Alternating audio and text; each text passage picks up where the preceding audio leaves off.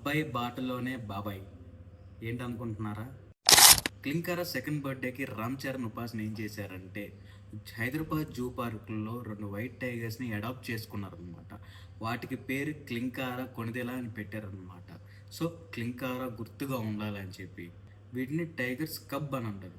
కబ్ అంటే unique thing అనమాట. So అంతరించిపోతున్న జాతి కాబట్టి సో స్పెషల్గా వాటిని చూస్ చేసి వాటికి క్లింకారా కొణిదెల అని పెట్టారనమాట పేరు.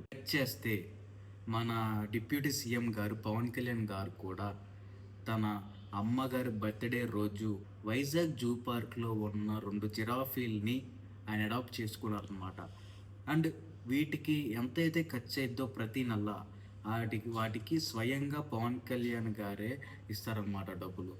సో ఈ 2 ఇటు వైట్ టైగర్స్ కప్ కానీ అండ్ ఇటు జిరాఫీస్ కానీ మంత్లీ వాటికి ఫుడ్కి కానీ దేనికైనా ఖర్చు మొత్తం వీళ్ళే చూసుకుంటారనమాట. కనుక మీకు నచ్చినట్టయితే do follow and support guys. Thank you.